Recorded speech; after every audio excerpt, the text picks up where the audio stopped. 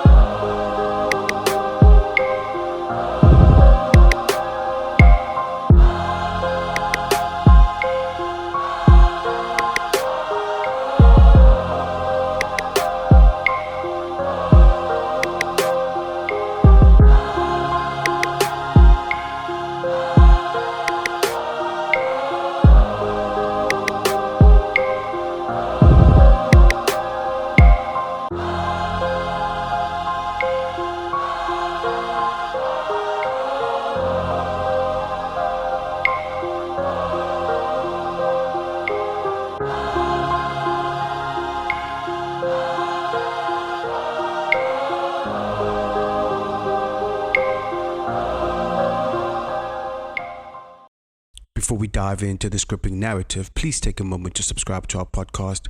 We'd also appreciate it if you followed our sister podcast, Unsolved Murders SA, where we delve into South Africa's most unsettling cold cases. Please take note, the views, opinions, and information expressed in this series are solely those of the individuals involved and do not necessarily represent those of Swisherpost, its parent company, Our Wisherwood Publications, and its partners. Some of the content featured in this series describes details of extreme violence, therefore, viewers' discretion is strongly advised. Before the trial, before the headlines, before the name Timothy Omotoso became synonymous with scandal and betrayal, there was a man who called himself a servant of God.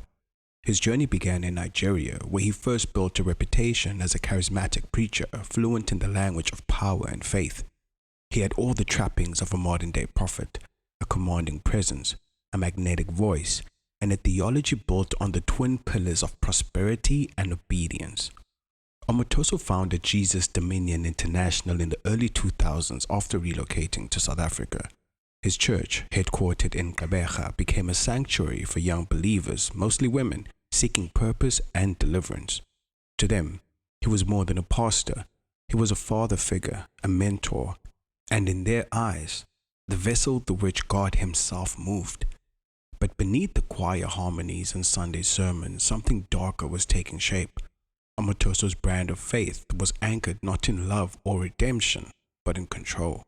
He preached submission, particularly from women, and wrapped it in the language of spiritual discipline. His followers were told that obedience to him was obedience to God. It was in this twisted theology that the abuse found fertile ground. From the judgment, we know that this control was total. The court record describes how congregants were expected to seek his permission for even the smallest decisions: what to wear, who to speak to, when to eat, when to pray. They called him Daddy, and to defy him was to defy the divine. Inside this world, the church's choir house, known as the Mission House, became the epicenter of control. It was where young women, some as young as 14, were sent for quote-unquote spiritual training. What unfolded inside those walls would later haunt South Africa's conscience. When police first began investigating Omotoso, they faced a wall of silence. His inner circle was fiercely loyal, his victims terrified. Those who tried to leave were shamed from the pulpit, labeled traitors, or even accused of inviting the devil into their lives. The congregation's loyalty bordered on fanaticism. In the judgment, the court noted that even witnesses struggled to separate spiritual conviction from psychological coercion, a phenomenon so strong it blurred the line between belief and brainwashing.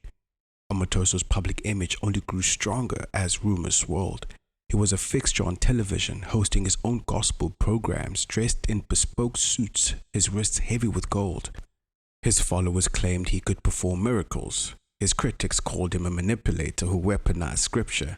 Either way, the man had built an empire, one that ran on faith, money, and fear. It was not until 2017 that the facade began to crack.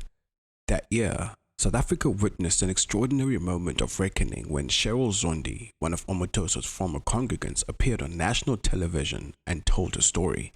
She spoke of being groomed from the age of 14, of promises of musical stardom that turned into years of control and violation. Her interview broke the silence and the spell. Within days, more women came forward. The allegations followed a chilling pattern: recruitment through faith, grooming through trust, and submission enforced through fear of eternal damnation. Soon, the hawks were on his trail. But arresting a man of his stature was never going to be simple. He was constantly surrounded by bodyguards and traveled with an entourage of church aides. When law enforcement finally closed in, he was en route to Gqeberha from Durban, traveling in a black SUV. The operation was swift and deliberate. At the airport, police officers intercepted him at the terminal, handcuffed him before the cameras, and took him into custody. As the footage aired, the world saw something few expected: the image of a preacher brought low, a self-proclaimed man of God reduced to silence. The arrest sent shockwaves through his congregation. Members of Jesus Dominion International gathered outside the police station, praying and chanting for his release. They accused the state of persecuting a prophet, but the state was confident. The National Prosecuting Authority charged him with over 90 counts, ranging from trafficking, assault, and contraventions of the Sexual Offences Act to the grooming and exploitation of minors. Two of his senior aides, Lusanda Sulani and Zogiswa Sito, were charged alongside him, accused of recruiting young women for the pastor's quote-unquote spiritual training. Yet from the outset, the prosecution faced an uphill battle. Omotoso's lawyers, a rotation of high-profile attorneys, filed motion after motion, challenging jurisdiction, the admissibility of statements, and the credibility of witnesses. The judgment shows how this early phase set the tone for what would become one of the longest and most complicated trials in modern South African history. Inside the courtroom, Omotoso maintained his composure. Dressed immaculately, Bible in hand, he often smiled at his supporters in the gallery. The judge, as later recorded in the judgment, noted his unflinching calm even as the most harrowing testimony was led against him. For his followers, this serenity was proof of innocence. For the victims, it was proof of manipulation refined over years. The evidence presented in court painted a chilling picture. The judgment describes how Omotoso's recruitment method followed a calculated pattern. Church tours, talent scouting events, and spiritual retreats used as a front for identifying vulnerable girls. Once drawn in, they were isolated, first physically, then emotionally. The pastor became their spiritual lifeline. Any deviation was met with threats of damnation or expulsion from the church, both unthinkable outcomes for those raised to believe their salvation depended on his approval. The mission house, the court heard, was where the abuse was centralized. Survivors recounted being ordered to clean, cook, and serve him as part of his quote-unquote training. They slept in shared rooms under constant supervision. Access to phones, family, and the outside world was limited. Over time, many lost all sense of autonomy. Even when they tried to leave, Omotoso's spiritual grip lingered, reinforced by sermons that warned of divine punishment for disobedience. These details, painstakingly recorded in the judgment, expose how faith was perverted into a mechanism of domination. The pastor's words were law, his sermons a doctrine of fear dressed in holiness. His theology of obedience ensured that his victims didn't need physical change to be controlled. Their faith was the cage. But Omotoso's empire was not built alone. The judgment implicates a network of aides who managed his day-to-day operations. Lusanda Sulani and Sugiswa Sito acted as gatekeepers, coordinating travel, accommodation, and recruitment. They arranged for new trainees to be flown to Gqeberha, often under the guise of church mentorship. The judgment recounts how these aides enforced the hierarchy, ensuring that Omotoso's rules were obeyed and that no one questioned his authority. By the time the case reached the High Court, the list of complainants had swelled. The charges spanned years, cities, and provinces, each testimony adding another layer to the portrait of a man who had turned faith into a fortress of exploitation. And yet, despite the overwhelming volume of allegations, cracks were already beginning to show in the state's case. Procedural missteps, conflicting testimonies, and the mishandling of witnesses would later unravel what had once seemed airtight. But at this stage, in those early months following his arrest, there was still a sense of justice within reach. The public, reeling from the revelations, believed the system would prevail. The churches, the courts, and the country itself were watching. For once, it seemed, power would be held to account. That illusion, however, would not last. When the trial of Timothy Omotoso opened in the Gqeberha High Court, the room did not feel like a courtroom. It felt like a congregation divided by disbelief. On one side sat the man in a grey suit, smiling faintly, his Bible resting on the table before him. On the other, rows of young women, some hidden from view, some with heads bowed, still calling him daddy under their breath. Between them stood the state, a prosecution built on fragile courage and the trembling testimony of a handful of women who had lived inside his world. Among them was Cheryl Zondi, the first witness, and soon the heart of the entire case. Zondi's appearance in court on that October morning was historic. She was 22 years old, barely older than some of the girls still inside Omotoso's church. Dressed modestly, she walked to the witness stand flanked by court officers, refusing the protective veil that other complainants had chosen. "I want to face him," she said. From the start, the atmosphere shifted. The judgment later recorded that the moment Zondi took the oath, Omotoso looked straight at her, not with shame, not with anger, but with the same quiet authority that had once governed her life. It was the first time she'd spoken directly to him since she was 14. Her testimony unfolded slowly, painfully, as if peeling back years of conditioning. She told the court how she met him during a Jesus Dominion International Crusade in Johannesburg. She was a schoolgirl, bright, gifted in song, and drawn to the promise of joining the church's celebrated youth choir. He told her that God had chosen her. At first, she said, the attention felt divine. But soon came the rules. Call him daddy. Obey without question. Never disclose private counseling sessions. Those sessions, she told the court, began as prayer and ended in assault. She described how he would summon her to his room in the mission house, how she would kneel while he read scripture, and how the ritual would turn into abuse cloaked as anointing. Her voice did not tremble, though the courtroom did. Reporters scribbled. Supporters shifted uncomfortably. Some of Omotoso's congregants muttered prayers as she spoke. The presiding judge occasionally paused proceedings to allow her composure to return, but she never withdrew. For 3 days, Zondi described a world built on obedience and fear, where girls competed for holiness, where refusal was rebellion, and where the threat of hell was the leash that kept them silent. The judgment later called her evidence, open quote, clear, chronological, and consistent on all material aspects, close quote. But the defense would soon turn that clarity against her. Advocate Peter Doberman, representing Omotoso, approached the podium like a surgeon preparing for incision. He opened his file, adjusted his glasses, and began with a tone that feigned courtesy. "You say you were there voluntarily?" he asked. "I was a child," she replied. For nearly 8 hours that day, he pressed her, not only on the details of the assaults, but on her faith, her morality, her past relationships. He asked how she could claim coercion when she had sung in church choirs and smiled in photographs. He questioned her hymns, her clothes, her motives. Each question cut deeper, and each answer reminded the court that trauma rarely obeys courtroom logic. Observers called it character assassination. Women's rights groups outside the court called it re-victimization, but the law called it, obviously, cross-examination. The presiding judge occasionally intervened, cautioning Doberman to remain within relevance, yet even with interruptions, the exchange dragged for days. Zondi endured the onslaught without tears, her restraint breaking only once when asked whether she still feared the accused. "No," she said quietly. "I fear God, not him anymore." When she stepped down from the witness stand, the courtroom exhaled.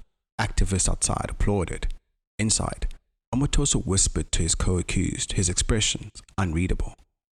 The judgment later noted that Zondi's composure under cross-examination lent her evidence a weight that prosecutorial argument could not erase, though it would soon be tested by everything else collapsing around her. In law, justice often dies not in confrontation, but in paperwork. After Zondi's testimony, the state called additional witnesses, women whose accounts echoed hers, but who requested closed sessions or video links. Many were scattered across provinces, some were outside South Africa. Their statements arrived late, sometimes unsigned, sometimes contradictory.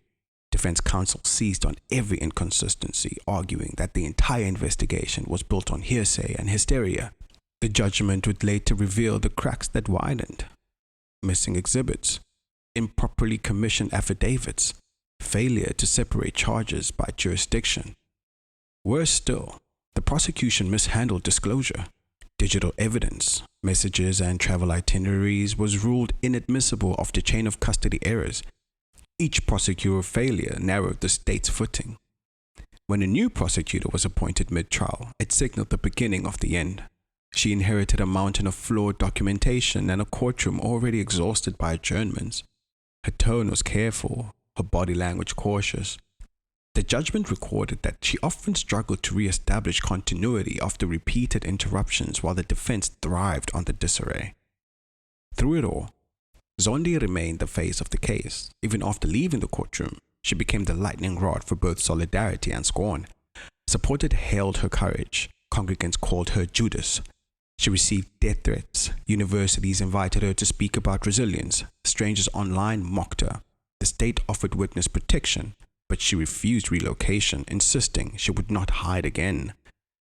As months passed, the trial stopped resembling a fight for truth and became a contest of endurance. Witnesses withdrew, others vanished, and court officials rotated as if the case itself carried a curse. The judgment chronicles these rotations meticulously, each substitution eroding the rhythm of testimony. For the public, confusion replaced outrage. Each postponement chipped away at faith in the system. Television cameras captured Omotoso arriving daily in designer suits, escorted by supporters waving church banners. To them, the spectacle proved persecution, a prophet being tried for righteousness. To the victims, it was proof that power still wore a robe and tie. When the court reconvened after another adjournment, the prosecution's witness list had shrunk dramatically. Out of dozens initially identified, only a handful remained willing to testify. Many cited fear, fatigue, or intimidation by fellow congregants. Some had returned to the very church that once caged them. By now, the defense had mastered the optics. They argued that the state's case was a collapsing house of cards, one built on a single woman's testimony magnified by media frenzy. "Where's the proof?" Doberman asked the court repeatedly. "Where are the dates, the medical records, the DNA?" He paced before the bench, turning every absence into a presumption of innocence. The judge listened, taking notes.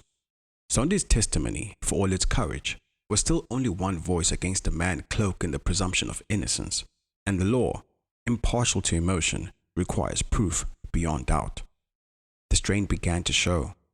Cheryl Zondi announced publicly that she would not testify again if the trial restarted under a new judge, a statement that made headlines and reopened debate about how South Africa treats victims in sexual offense cases. She described the trauma of being interrogated for hours about her body, her faith, and her choices. "I have forgiven," she said in interviews, "but I will not be sacrificed again." Her declaration was both victory and tragedy. It inspired survivors nationwide, but left prosecutors with a logistical nightmare. Without her, the case's spine would break. By the time the judgment you now hear excerpts from was finally delivered, the court had dismissed most charges under Section 174. Not because the allegations lacked moral weight, but because procedural integrity had evaporated. The judge emphasized that credibility does not replace evidence, and that emotional testimony, however sincere, cannot repair flawed investigation. For the women who once called him daddy, the ruling was devastation. For Omotoso supporters, vindication. For the public, it was a mirror, reflecting both the courage of one witness and the collapse of a system that could not hold her up. When the gavel finally fell, the sound was not applause or closure. It was the quiet shuffle of a courtroom that no longer believed in itself. The judgment ran more than 200 pages, every line etched with procedure, precedent, and pain. It recorded that the prosecution had, open quote, failed to discharge its burden of proof, close quote, that evidence had been mishandled, that witnesses were inconsistent, that law had to prevail over sentiment. What it did not record, but what everyone in that room felt, was the weight of disappointment that settled over the country. The day Timothy Omotoso and his two co-accused were acquitted, the courthouse in Gqeberha became two worlds colliding. Outside, church members celebrated, singing hymns about deliverance. Inside, the survivors wept in silence. The judge was measured, explaining that acquittal did not mean the women had lied. It meant the state had failed to prove guilt beyond a reasonable doubt. The judgment listed each prosecutor wound like a post-mortem, flawed indictments, contradictions in digital evidence, misfiled affidavits, and the now infamous Section 174 dismissal that carved away the charges one by one. By the time the last count fell, the case that had once been the country's moral reckoning had become a legal collapse. The courtroom emptied slowly, cameras following Omotoso as he smiled and lifted his hands heavenward, thanking his congregation. Behind him, the prosecutors packed up in silence. In the days that followed, television screens filled with arguments about what had gone wrong. Legal analysts spoke of procedural incompetence. Activists spoke of systemic betrayal. On social media, the name Cheryl Zondi trended again, this time not as witness, but as symbol. She released a short statement thanking South Africans for standing with her. But it was what she said later during a televised interview that cut through the noise. "I told my truth," she said. But truth alone does not win in court. Evidence does. And when the system mishandles that evidence, it betrays everyone who depends on it. That interview reignited debate about how the justice system treats victims of sexual assault. Advocacy groups demanded specialized training for prosecutors handling trauma cases, while the Ministry of Justice promised reforms that never fully materialized. For a brief moment, South Africa's national conversation was not about Omotoso the preacher, but about how many Cheryl Zondis the system has already lost. At Jesus Dominion International, the faithful doubled down. They called the judgment proof that their prophet had been persecuted, not prosecuted. Sunday services turned into victory rallies. Sermons painted the acquittal as divine vindication. In the weeks after the ruling, congregants knelt in aisles, weeping with relief, thanking God for restoring Daddy. For the victims, it was a second trauma. Many still lived in towns where the church operated. They passed former congregants in grocery stores and taxis. They heard Omotoso's voice on radio broadcasts, thanking those who never lost faith. Some moved provinces, others changed their names. Nothing truly escaped the echo of those hymns, though. Outside the church, broader society struggled with the symbolism. The Omotoso case had become shorthand for every promise of justice that turned to dust. Commentators compared it to other high-profile gender-based violence trials that had ended in acquittal, noting the same pattern: sensational arrests, marathon trials, procedural collapse, no conviction. For Cheryl Zondi, the trial was not the end of anything. It was the beginning of a new kind of scrutiny. Invitations to speak poured in from universities and churches. She founded the Cheryl Zondi Foundation, aimed at supporting survivors navigating the courts. Her speeches were calm, almost pastoral. "We have to believe in the law again," she told audiences. "But first the law has to believe us." Yet even she admitted the personal toll. In interviews, she spoke about anxiety attacks, about learning to rebuild trust, about forgiving a system that made her relive the worst days of her life in public. She never mentioned Omotoso by name again. Instead, she referred to him as the accused, a linguistic exorcism to reclaim what had been taken. Her story. Her decision not to testify again if the case were ever revived became a flashpoint in legal circles. Some prosecutors called it understandable. Others worried it would set a precedent that emboldened defense teams to weaponize cross-examination. But among ordinary people, her stance felt like truth. That no one should have to be broken twice to prove they were broken once.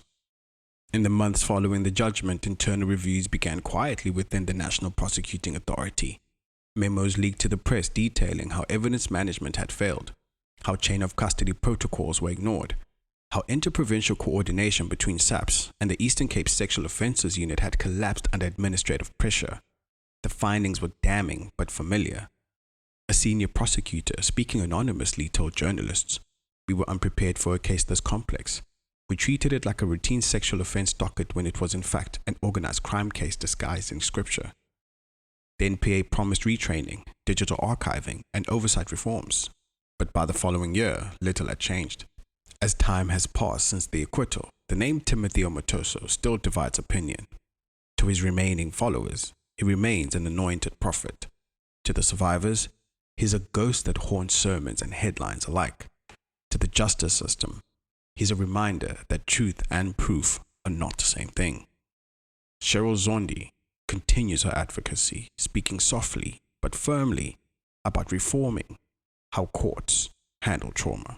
Thank you for listening to this episode. If you haven't already, please subscribe to our podcast and follow our sister show, Unsolved Murders SA, where we explore South Africa's most haunting cold cases. Please remember, the views and opinions shared in the series are solely those of the individuals involved and do not necessarily represent those of Sister Post, its parent company, Our Wisherwood Publications, or its partners. Some of the content featured in the series describes details of extreme violence. We urge our listeners to practice discretion and to prioritize their well-being while engaging with our content. Until the next episode, stay safe, stay aware, and thank you for helping us keep these stories alive.